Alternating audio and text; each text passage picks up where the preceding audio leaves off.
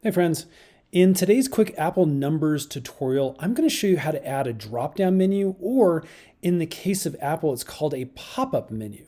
And what this does is it allows you to select from a specific data set, or in this case, it's going to be the names of our associates to add to your cell. Just makes organization a little bit easier. So we're going to take this super simple spreadsheet. We're going to add a little pop-up menu or drop-down option right here. So highlight the cell that you want. We're going to come over here and make sure your little formatting window is open by clicking the paintbrush, and then make sure you're on this cell tab here.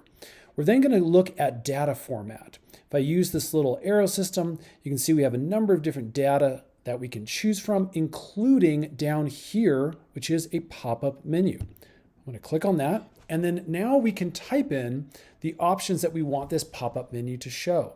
So again, I've got my sales associates. So on this first one, I'm just going to type in Bill.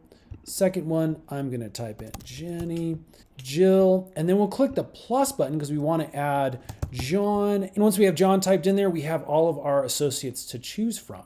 So again, there's a lot of different options that you can have here. You can select colors, border style, conditional formatting. It really does have some nice, fun, robust options to choose from. And as you can see, once we close out our menu, we now have this little arrow that will show up next to our cell. And it only shows up when you click on it.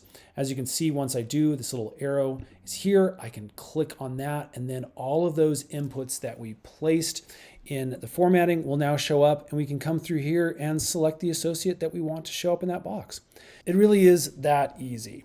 Friends, I hope this has helped. Use this creatively. There's a bunch of fun different options.